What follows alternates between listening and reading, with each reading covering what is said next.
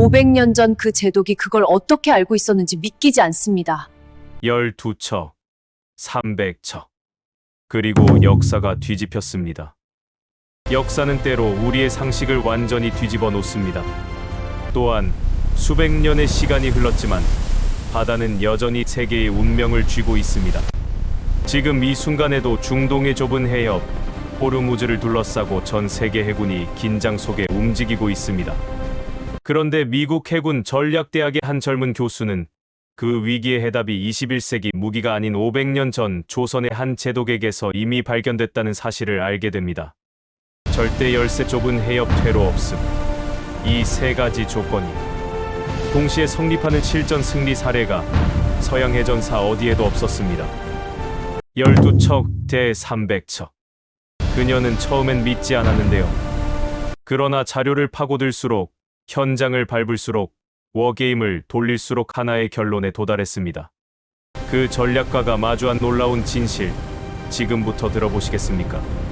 영상 시작 전 여러분이 눌러주시는 구독과 좋아요는 영상 제작에 큰 힘이 됩니다. 오늘의 이야기를 함께 해주세요. 저는 바다를 숫자로 읽는 사람입니다. 해협의 너비, 수심, 조류 속도, 지뢰 설치 가능 구역, 함대 기동 반경.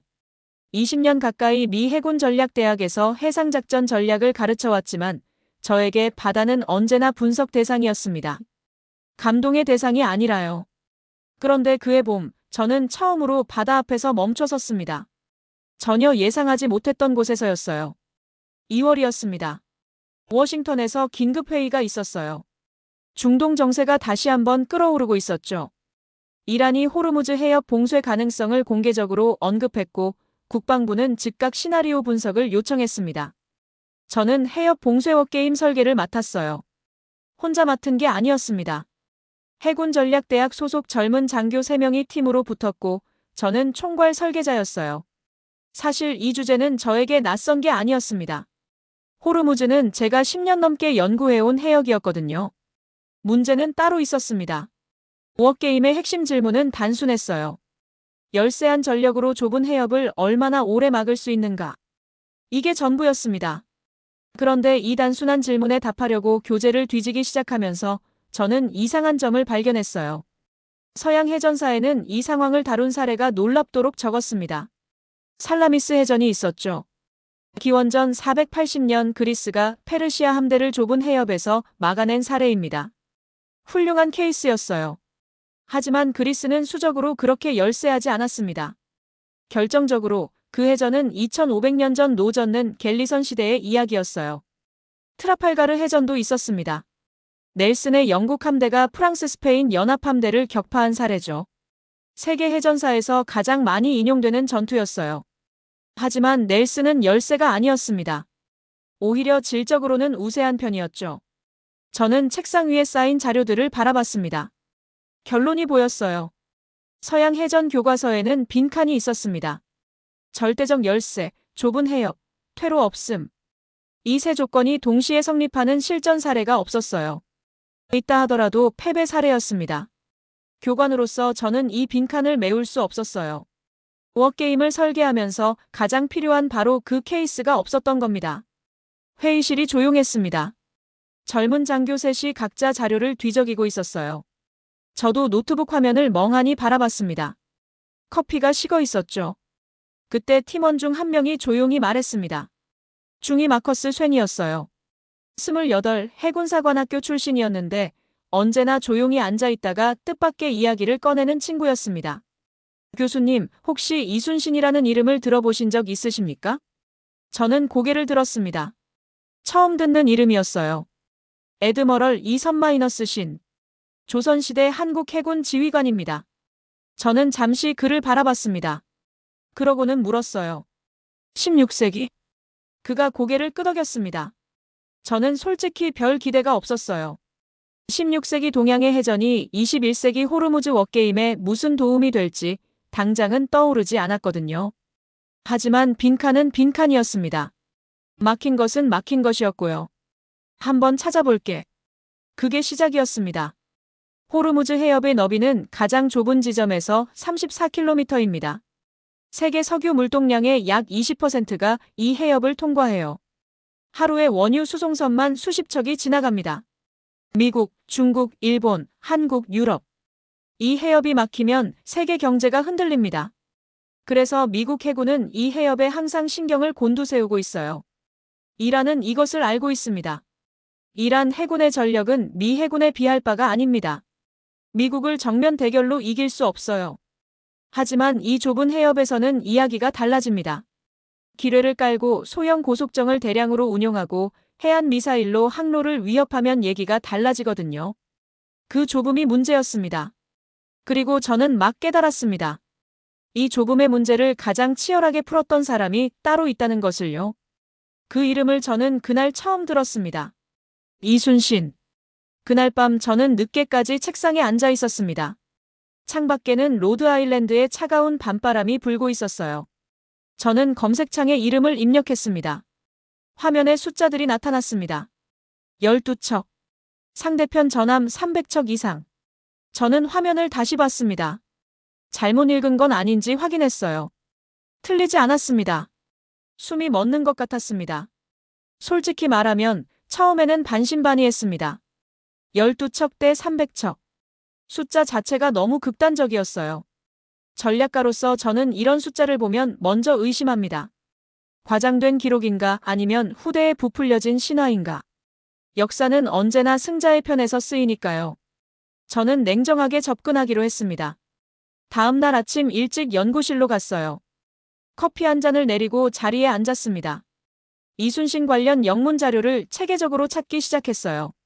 학술 논문, 해군 연구 보고서, 역사 기록. 닥치는 대로 모았습니다. 그런데 이상했어요. 자료가 많지 않았습니다. 세계 해전사를 다루는 주요 영문 서적들을 찾아봤어요. 트라팔가르는 수백 페이지가 나왔고 미드웨이는 수천 편의 논문이 있었습니다. 살라미스도 마찬가지였어요. 그런데 명량해전을 정면으로 다룬 영문 학술 자료는 손에 꼽을 정도였습니다. 없는 게 아니었어요. 적은 거였죠. 저는 뭔가 이상하다는 생각이 들었습니다. 이 규모의 전투가 왜 서양 해전사에서 이렇게 조용한 걸까? 기록이 부실한 건가 아니면 서양 학자들이 관심을 두지 않은 건가? 답은 간단했어요. 둘 다였습니다. 가장 믿을 만한 자료는 한국해군연구소에서 번역한 보고서들이었습니다.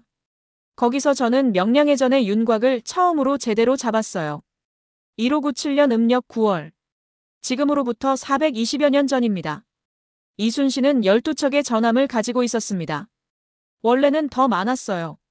하지만 그 이전에 있었던 정치적 사건으로 조선 수군은 거의 괴멸 상태였죠. 전함이 12척. 제대로 훈련된 수군은 태부족이었어요. 반면 일본군은 달랐습니다. 전함만 최소 200척, 많게는 330척이라는 기록도 있었어요. 전투 지원선까지 합치면 500척이 넘었다는 기술도 있었습니다. 저는 잠시 손을 멈췄어요. 전략가로서 이 숫자를 계산해봤습니다. 병력비만 따지면 20대 1에서 30대 1. 현대 군사 이론에서 이 정도 수적 열세면 전투 자체를 회피하는 게 정상입니다. 싸우지 않는 것이 전략이에요. 병력을 보존해서 다음을 도모하는 거죠. 그런데 이순신은 싸웠습니다. 그리고 이겼습니다. 저는 더 파고들었어요. 전투 결과 기록을 찾았습니다. 일본 전함 31척 격침. 조선 전함 피해 없음. 전사자 기록은 양측 모두 불분명했지만 결정적인 사실은 하나였어요. 일본 함대는 후퇴했습니다. 서해로 나가려던 일본의 수륙병진 작전이 이 전투 하나로 막혔어요. 일본이 서해를 장악해 북쪽으로 치고 올라갔다면 조선의 운명은 달라졌을 겁니다. 그리고 동아시아의 역사도 달라졌겠죠. 저는 천천히 의자에 등을 기댔습니다. 단순한 전투가 아니었어요. 이건 국가 생존을 건 전투였습니다. 그날 오후 저는 마커스를 찾아갔어요. 이 자료 어디서 처음 알았어? 그가 잠깐 웃었습니다. 해군사관학교 때 한국계 교관에게 들었습니다. 아주 짧게요. 그냥 흥미로운 사례라고만 했는데 기억에 남았습니다. 왜? 그가 잠시 생각하더니 말했어요. 숫자 때문이었습니다. 12척이라는 숫자가 너무 선명해서요. 저도 그랬습니다. 12척이라는 숫자는 들으면 잊히지 않아요. 저는 그날 밤부터 난중일기 번역본을 읽기 시작했습니다. 사실 처음에는 큰 기대가 없었어요. 400년 전 장수의 일기가 현대전략 연구에 얼마나 도움이 되겠나 싶었거든요. 기껏해야 전쟁 기록이겠지, 날짜별로 전투 상황을 적어놓은 정도겠지. 완전히 틀렸습니다. 첫 페이지부터 달랐어요. 이건 전쟁 보고서가 아니었습니다. 한 인간의 기록이었어요. 적이 대거 쳐들어왔다는 보고를 받았다. 나는 죽기를 각오하고 싸울 것이다. 이런 문장만 있는 게 아니었어요. 아들 걱정, 어머니 걱정, 부하들의 굶주림 걱정, 조정의 무능함에 대한 분노. 그리고 그 모든 것에도 불구하고 매일 아침 일어나 자리를 지키는 사람의 이야기가 있었어요. 저는 읽으면서 이상한 감정을 느꼈습니다. 전략가로서가 아니라 한 사람으로서 읽게 됐어요. 넬슨의 일기도 읽어본 적 있습니다. 트라팔가르 전투 전후의 기록이요. 넬슨은 영웅이었습니다. 영국이라는 세계 최강의 나라가 그의 뒤에 있었어요. 그는 국가의 신뢰를 받았고 충분한 함대를 지휘했으며 영웅으로 기억될 것을 알았습니다. 이순신은 달랐어요. 조정은 그를 의심했습니다. 한 번은 아무 이유 없이 직위를 빼앗기고 백의종군을 명령받기도 했어요. 그가 없는 사이 조선 수군은 괴멸했습니다. 나라가 그에게 해준 게 없었어요. 오히려 발목을 잡았죠. 그런데도 그는 싸웠습니다. 저는 화면을 바라봤어요. 번역문이 흘러내렸습니다. 지금 신에게는 아직 12척의 배가 있습니다. 저는 이 문장 앞에서 멈췄어요. 오래 멈췄습니다. 전략교재에서 이 문장을 배운 적이 없었어요. 그 어떤 서양 해전 교과서에도 이 문장은 없었습니다. 하지만 이 짧은 한 줄이 전략서 수백 페이지보다 더 많은 것을 말하고 있었어요. 아직 12척이 있다. 없는 것을 세는 게 아니라 있는 것을 세는 사람이었습니다. 저는 노트에 두 단어를 적었어요. 교과서의 빈칸. 서양 해전사가 대답하지 못한 질문이 있었습니다. 절대 열세, 퇴로 없음, 국가도 외면한 상황에서 어떻게 싸우고 어떻게 이기는가. 그 빈칸에 답이 있었어요. 그 답의 이름이 이순신이었습니다. 다음 날 아침 연구실에 들어서면서 저는 한 가지를 결심했어요. 이건 워게임 자료 수집이 아닙니다. 제대로 연구해야 할 주제였어요. 저는 마커스에게 말했습니다. 이순신 자료를 더 찾아달라고요. 영문 자료뿐만 아니라 한국어 자료도요. 번역이 필요하면 번역가를 구하라고 했어요. 그가 잠깐 놀란 표정을 지었습니다. 그러고는 말했어요. 교수님, 한국어로 된 연구 자료는 상당히 많습니다. 그리고 그가 잠시 망설이더니 덧붙였어요. 현장을 직접 보셔야 할 것 같습니다. 저는 그 말을 흘려들었어요. 그땐요. 하지만 그 말이 결국 저를 한국으로 이끌었습니다. 비교는 제가 먼저 시작했습니다. 전략 연구자의 습관이었어요. 새로운 대상을 이해할 때 저는 항상 기준점을 세웁니다. 그 기준점이 넬슨이었어요. 제가 아는 가장 위대한 해군 지휘관. 트라팔가르의 영웅. 처음에는 단순히 두 제독을 나란히 놓고 싶었어요. 어느 쪽이 더 뛰어난 전략가인가를 따지려던 게 아니었습니다. 그냥 이순신이라는 낯선 이름을 제가 아는 언어로 번역하고 싶었던 거예요. 그런데 비교를 시작하자마자 뭔가 어긋나기 시작했습니다. 넬슨은 영국 해군이 키운 사람이었어요. 12살에 해군에 입대했고 국가가 훈련시켰으며 국가의 자원으로 싸웠습니다. 트라팔가르 해전 당시 그가 이끈 함대는 영국 해군의 정예였어요.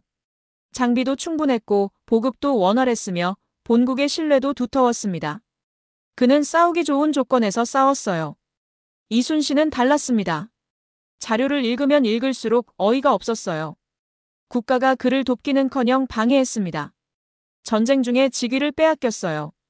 이유는 허무했습니다. 조정 내부의 정치 다툼, 질투, 모함이었어요. 그가 백의종군을 하는 동안 후임 지휘관이 대규모 해전에서 대패했고 조선 수군은 사실상 전멸했습니다. 그 폐허 위에서 이순신이 다시 불러졌어요.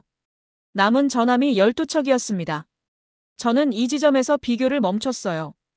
이건 같은 선 위에 놓을 수 있는 두 사람이 아니었습니다. 넬슨은 강한 나라의 장군이었어요. 이순신은 무너져가는 나라를 혼자 떠받친 사람이었습니다.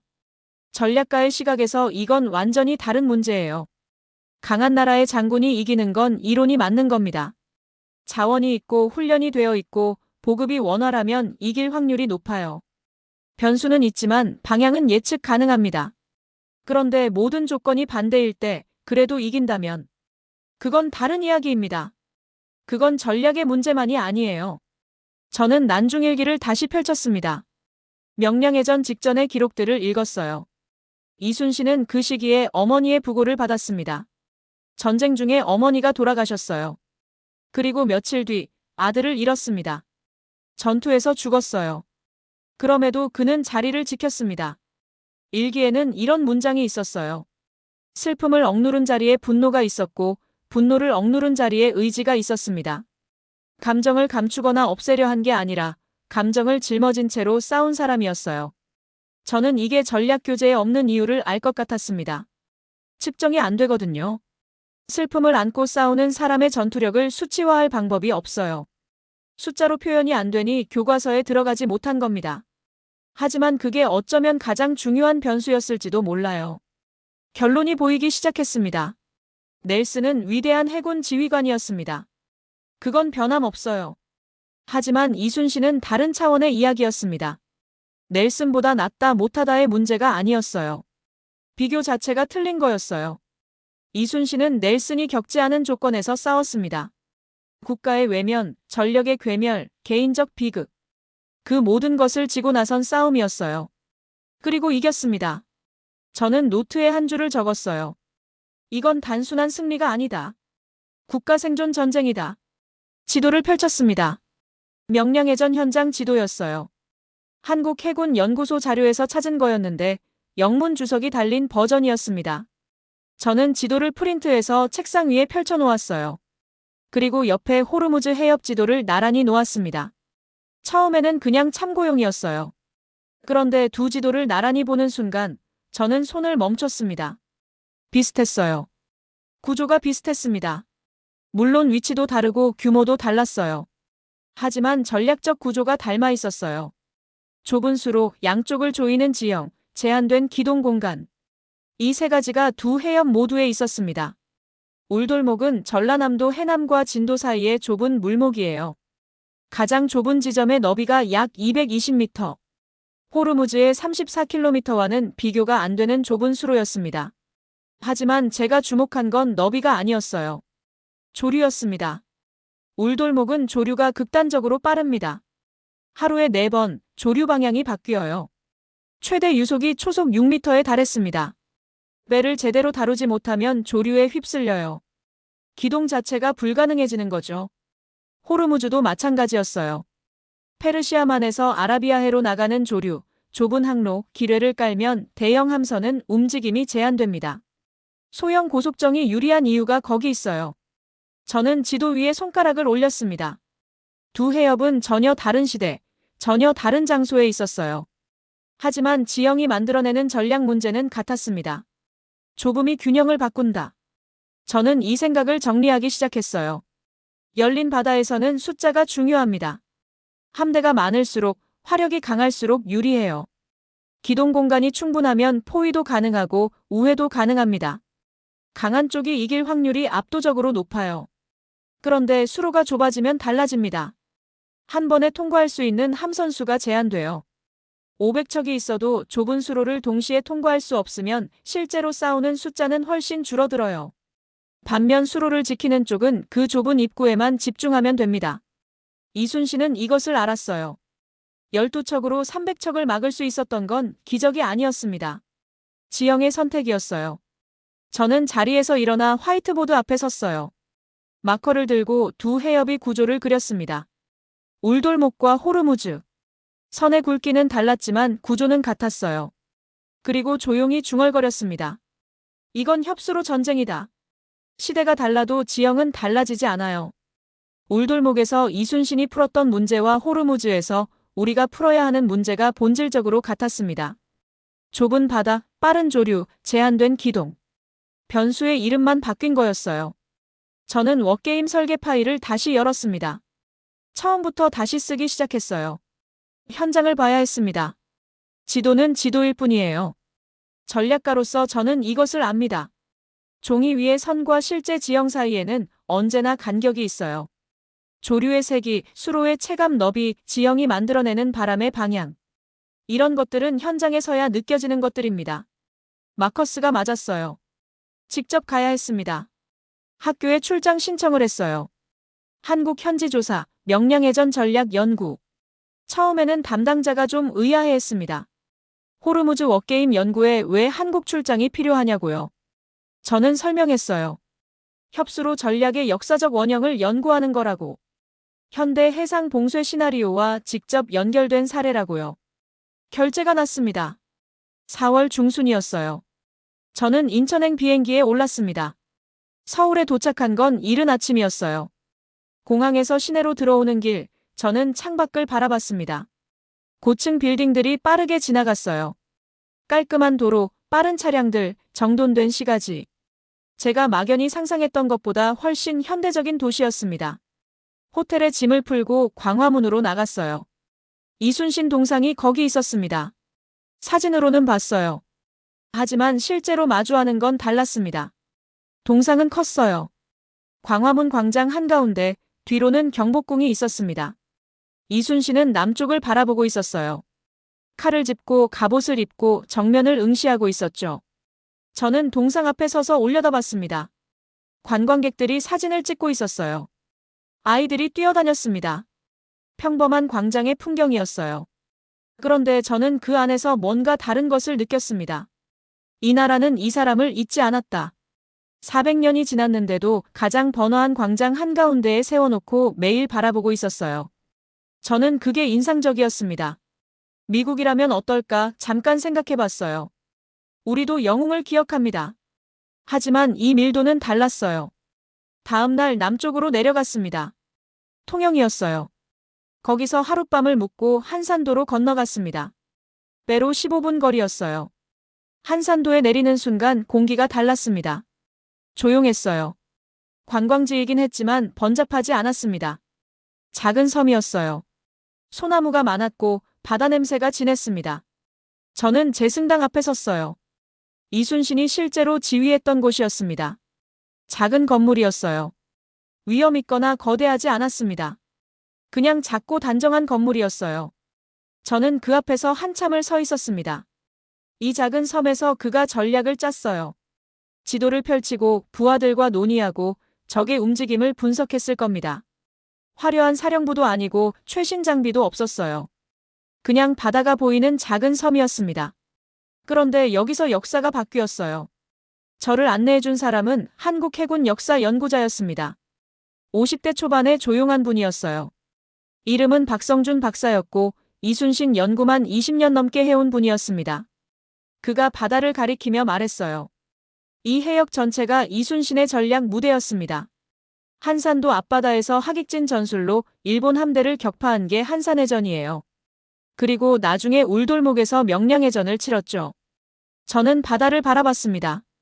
잔잔했어요. 윤슬이 반짝였습니다. 평화로운 바다였어요. 하지만 이 바다가 한때 전쟁터였습니다. 불타는 함선들이 있었고 포성이 울렸고 사람들이 죽었어요. 저는 이 바다와 호르무즈를 동시에 떠올렸습니다. 바다는 변하지 않는다.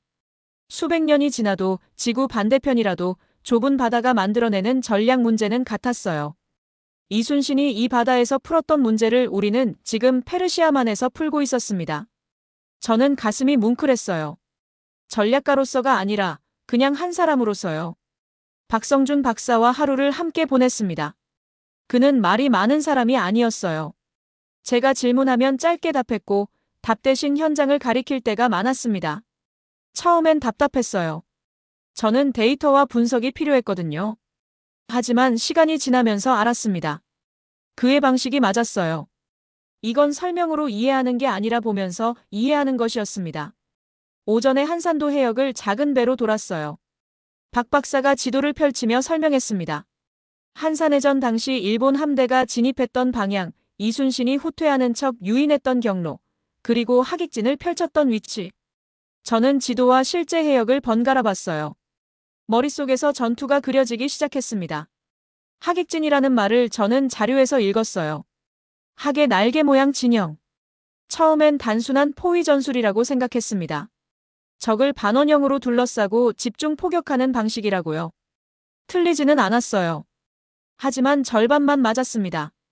박 박사가 설명했어요. 하객진의 핵심은 포위가 아닙니다. 유인입니다. 저는 고개를 들었어요. 그가 계속했습니다. 이순신은 먼저 소수의 함선을 앞세워 후퇴하는 척했어요. 일본 함대가 추격하면서 자연스럽게 좁은 해역 안쪽으로 들어오게 됩니다. 그 순간 양쪽에서 하객진이 펼쳐지고 일본 함선들은 밀집된 채로 집중 포격을 받는 거예요. 빠져나올 수가 없었습니다. 저는 잠시 생각했어요. 이건 단순한 진영이 아니었습니다. 지형과 조류와 적의 심리까지 계산한 체계였어요. 적이 어떻게 움직일지, 어디서 추격 욕구가 생길지, 어느 지점에서 기동이 제한될지, 이 모든 것을 미리 읽고 설계한 거였습니다. 저는 이걸 현대 용어로 번역했어요. 킬박스. 적을 특정 공간으로 유인해 집중 타격하는 현대 작전 개념이에요. 미 공군이 걸프전에서 사용한 전술이었습니다. 그런데 이순신은 400년 전에 이미 이것을 바다 위에서 구현했어요. 저는 박 박사에게 말했습니다. 이건 킬박스입니다. 현대 공군 전술이에요. 그가 잠시 저를 바라보더니 고개를 끄덕였어요. 그리고 조용히 말했습니다. 이순신은 그 말을 몰랐겠지만 개념은 같았겠죠. 오후에는 자료실에서 거북선 설계 기록을 봤습니다. 저는 거북선을 신화적인 무기라고 생각했어요. 뚜껑 덮인 배, 용 모양 머리, 뭔가 전설적인 이미지였거든요. 하지만 실제 기록을 보면서 생각이 바뀌었습니다. 거북선은 무기가 아니었어요. 시스템이었습니다. 당시 일본 전술의 핵심은 등선 육박이었어요. 적선에 올라타서 백병전으로 제압하는 방식이었습니다. 일본군은 이것에 능했어요. 근접전에서는 조선 수군이 불리했습니다. 이순신은 이 문제를 구조적으로 풀었어요. 올라타지 못하게 덮개를 씌웠습니다. 그리고 사방에 포를 달아 원거리에서 타격하게 만들었어요. 적의 강점을 무력화하고 아군의 강점을 극대화하는 설계였습니다. 저는 무릎을 쳤어요. 이건 기술의 문제가 아니었어요. 전략적 사고의 문제였습니다. 내가 불리한 조건을 피할 수 없다면 그 조건 자체를 바꾸면 된다는 거예요. 박 박사가 저녁에 말했습니다. 이순신이 위대한 건 이겼기 때문만이 아닙니다. 이길 수 있는 조건을 스스로 만들었기 때문이에요. 저는 그 말을 받아 적었습니다. 이길 수 있는 조건을 스스로 만든다. 현대 전략 교재에는 이런 표현이 있어요. 전장 환경 조성. 싸우기 전에 이미 유리한 조건을 만들어 놓는 것. 이순신은 그것을 지형으로, 조류로, 적의 심리로, 그리고 거북선이라는 기술로 구현했습니다. 저는 그날 밤 숙소에서 노트를 가득 채웠어요. 전술이 아니라 시스템이다. 지형과 조류와 심리와 기술이 하나로 맞물린 전쟁 수행 방식. 이것이 이순신이 만든 해전의 공식이었습니다. 그리고 저는 이 공식이 오늘도 유효하다는 것을 알았어요. 울돌목 앞에 섰습니다. 박 박사가 옆에 있었어요. 그는 아무 말도 하지 않았습니다. 그냥 물을 가리켰어요. 저는 바라봤습니다. 빨랐어요. 사진이나 영상으로는 느끼지 못했던 것이었어요. 물이 소리를 내며 흘렀습니다. 좁은 수로를 통과하는 조류가 눈에 보일 정도였어요. 바다가 이렇게 빠르게 흐르는 것을 저는 처음 봤습니다. 소용돌이가 생겼다 사라졌어요. 물 위에 떠있는 부표가 조류에 쏠리고 있었습니다. 저는 조용히 중얼거렸어요. 여기서는 숫자가 의미가 없겠군. 박 박사가 그때 말했습니다. 조류 방향이 하루에 4번 바뀐다고요. 이순신은 그 타이밍을 알았습니다. 조류가 아군에게 유리한 방향으로 바뀌는 순간을 기다렸다가 싸웠어요. 300척이 이 수로를 통과하려면 일렬로 들어와야 했습니다. 한꺼번에 올 수가 없었어요. 좁으니까요. 저는 수로를 다시 봤습니다. 너비 240m. 당시 일본 전함의 크기를 감안하면 한 번에 서너 척이 나란히 통과하기도 빠듯했을 거예요. 300척이 있어도 입구에서는 결국 몇 척씩 들어올 수밖에 없었습니다. 그리고 들어오는 순간 빠른 조류의 기동이 제한됐어요. 12척이 그 입구를 막고 있었습니다. 숙소로 돌아와서 저는 노트북을 열었어요. 워게임 시뮬레이션 프로그램을 실행했습니다. 울돌목 지형 데이터를 입력했어요. 조류 속도, 수로 너비, 당시 함선 재원. 그리고 돌렸습니다. 결과가 나왔어요. 저는 화면을 보며 조용히 말했습니다. 승산이 있었다. 기적이 아니었어요. 계산이 맞았던 겁니다. 조류를 알고 지형을 알고 적의 기동 한계를 알았다면 12척은 충분했어요. 아니, 12척이어야 했을지도 몰랐습니다. 더 많은 함선이 있었다면 오히려 이 좁은 수로에서 방해가 됐을 수도 있었어요. 저는 오래 화면을 바라봤습니다. 이순신이 두려웠던 건 적의 숫자가 아니었을 겁니다. 조류가 바뀌기 전에 버텨낼 수 있을지, 부하들이 도망치지 않고 자리를 지킬지, 그게 두려웠을 거예요. 숫자의 싸움이 아니라 의지의 싸움이었습니다. 그리고 그는 버텼어요. 한국에서 돌아온 지 한 달이 지났습니다. 워게임 보고서를 완성했어요. 호르무즈 봉쇄 시나리오, 협수로 전략 분석, 열세 전력 운용 방안. 두꺼운 보고서였습니다. 그런데 저는 마지막 챕터를 쓰면서 한참을 멈췄어요. 역사적 원형 사례 분석. 그 제목 아래에 저는 두 글자를 적었습니다. 이순신. 해군전략대학으로 돌아온 첫날, 마커스가 물었어요. 어떠셨습니까, 교수님? 저는 잠깐 생각했습니다. 뭐라고 답해야 할지 몰랐어요. 좋았다, 놀라웠다. 그런 말로는 부족했습니다. 바다가 변하지 않는다는 걸 알았어. 그가 고개를 끄덕였습니다. 더 묻지 않았어요. 강의를 준비하는데 2달이 걸렸습니다. 처음 해보는 작업이었어요. 16세기 조선해전을 현대 해군 전략 언어로 번역하는 일이었거든요. 하객진을 킬박스 개념으로, 울돌목의 조류 활용을 지형 기반 비대칭 전략으로, 거북선 설계를 적 전술 무력화 시스템으로 하나씩 정리했습니다. 쉽지 않았어요. 하지만 맞아떨어졌습니다. 억지로 끼워 맞추는 게 아니었어요. 개념들이 자연스럽게 연결됐습니다. 400년의 간격이 있었지만 문제의 본질은 같았으니까요. 좁은 바다, 열세한 전력, 퇴로 없음. 이 조건은 시대가 바뀌어도 바뀌지 않았습니다. 강의 날이 왔어요. 강의실에는 현역 장교들이 앉아 있었습니다. 해군 중령, 대령급이 대부분이었어요. 실전 경험이 있는 사람들이었습니다. 제 강의를 듣고 고개를 끄덕일 수도 있었고 고개를 저을 수도 있었어요. 저는 첫 슬라이드를 넘겼습니다. 제목이 화면에 떴어요. STRAIT 워페어 더 애드머럴 이마덜. 강의실이 잠시 조용했습니다. 몇몇 장교들이 서로를 봤어요. 낯선 이름이었을 겁니다. 당연했어요. 저도 넉 달 전에는 몰랐으니까요. 저는 말했습니다. 오늘 여러분께 소개할 제독은 미국 사람이 아닙니다. 영국 사람도 아니에요. 500년 전 동아시아의 작은 나라에서 싸웠던 사람입니다. 하지만 그가 풀었던 문제는 오늘 우리가 호르무즈에서 풀어야 할 문제와 같습니다. 아무도 웃지 않았어요. 2시간짜리 강의였습니다. 명량해전의 지형 분석, 하객진의 전략 구조, 거북선의 비대칭 설계, 조류 활용의 타이밍. 하나씩 설명했어요. 장교들이 메모를 했습니다. 질문이 나왔어요. 진지한 질문들이었습니다. 강의 후반부에 저는 울돌목 사진을 띄웠어요. 빠르게 흐르는 조류, 좁은 수로 양쪽을 조이는 지형. 그리고 옆에 호르무즈 해협 지도를 나란히 놓았습니다. 강의실이 다시 조용해졌어요. 한 대령이 말했습니다. 구조가 같네요. 저는 고개를 끄덕였어요. 그래서 이 강의가 있는 겁니다. 마지막 슬라이드였어요. 저는 잠깐 멈췄습니다. 그러고는 천천히 말했어요. 500년 전 한 제독이 남긴 질문이 있습니다. 그는 12척의 배를 앞에 두고 이렇게 말했습니다. 지금 신에게는 아직 12척의 배가 있습니다. 없는 것을 센 게 아니었어요. 있는 것을 셌습니다. 강의실이 조용했어요. 저는 계속했습니다. 좁은 바다를 지키는 자가 결국 나라를 지킵니다. 이순신은 그것을 증명했어요. 500년 전에 12척으로. 강의가 끝나고 장교들이 나갔습니다. 마지막으로 한 젊은 소령이 다가왔어요. 한국계였습니다. 그가 말했어요. 교수님, 저 한국계 미국인인데요. 잠깐 멈추더니 덧붙였습니다. 이순신을 이렇게 배운 건 처음입니다. 한국 사람인 저도요. 저는 가슴이 뭉클했습니다. 그에게 말했어요. 당신 나라가 낳은 가장 위대한 전략가입니다. 세계가 아직 충분히 모르고 있을 뿐이에요.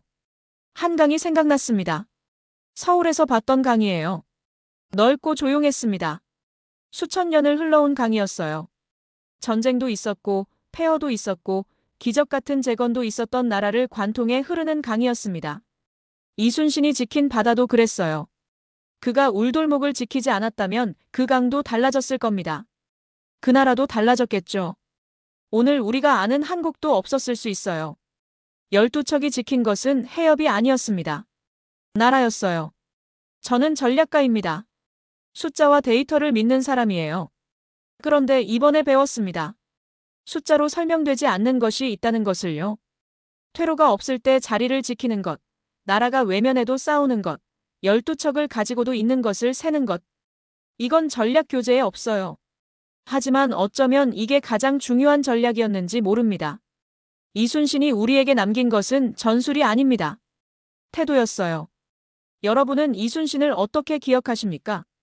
영웅이었나요? 아니면 전략가였나요? 댓글로 나눠주세요. 좋아요와